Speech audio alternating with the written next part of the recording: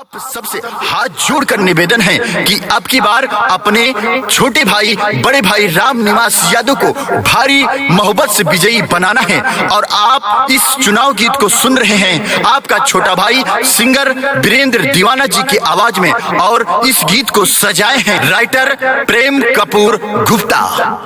जिन भाइयों को चुनाव प्रचार प्रसार ऑडियो वीडियो गाना बनवाना है तो संपर्क करें। संपर्क नंबर 9670690092।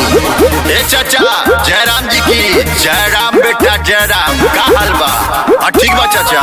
और अब की बार के जीते जानो तो अपना गांव से के का जितावे के बा बेटा। अरे नहीं जानो राम निवास यादव जी के जितावे के बा। काम करिए काम करे हैं झूठा वादा नहीं करिए गांव के विकास हुई। अब की बार जितावे के बा। कहती है जनता सारी सब मिलके करो तैयारी, मिलके करो तैयारी। कहती है जनता सारी सब मिलके करो तैयारी। जीतेंगे अब की भैया आइल बा इनकी बारी।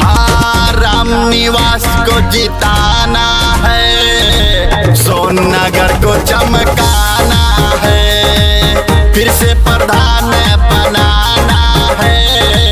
राम निवास को जिताना है। ग्राम पंचायत सोननगर नारायणपुर के पूर्व प्रधान प्रत्याशी स्वर्गीय राम कुमार यादव जी के बेटे राम निवास यादव शेरों का शेर है, बब्बर शेर है। अब की बार इनको भारी मोहब्बत से विजयी बनाना है। हाँ, दुखिया गरीबों के साथ वो निभाते हैं। राशन कार्ड लाइट घरे घर पहुंचाते हैं। गली और सीसी रोड बनवाएंगे। नारायणपुर गौवा को खूब चमकाएंगे। घर घर में लागी बिजली और बनेगी नाली। राम निवास भैया देखो लई है खुशहाली। किसी विरोधियन के धोखे में ना आना है। राम निवास को विजयी बनाना है। गौवा के अपने विकास करवाना है। सोननगर ने फिर से ठाना है। जीतने के 1 महीना के अंदर ही लाभियों को वृद्धा पेंशन, विधवा पेंशन, 60 साल पेंशन, विकलांग पेंशन, घर घर में शौचालय सरकारी नल लगवाएंगे। गरीबों को प्रधानमंत्री आवास दिलाएंगे। शमशान घाट में जो दबंगों ने पेड़ काटा था उसको ये रोकवाए हैं। 60 लाइट और 100 राशन कार्ड बंटवाए हैं।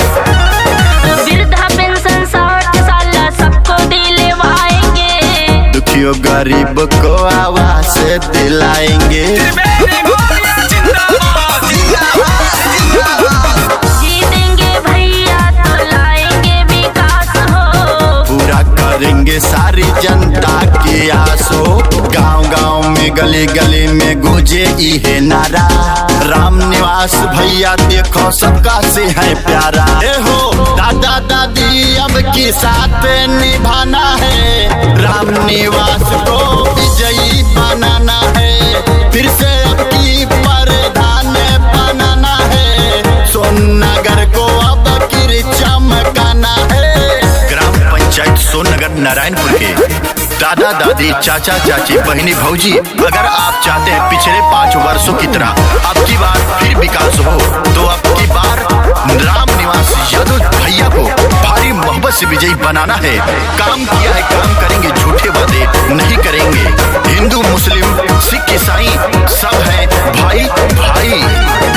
छोट बड़ा सब ही के करी सम्मान हो।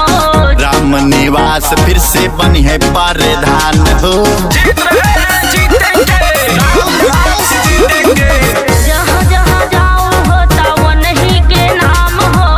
छोट बड़ा सब ही के करी है सम्मान हो। बनल शौचालय घर घर में फिर अब की बार मिलेगा।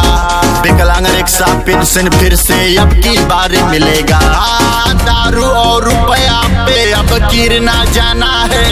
सोच समझ के बटन को दबाना है। राम निवास जी को फिर से जिताना है। गौवा के अपने विकास करवाना है। कहती है जनता सारी सब मिलके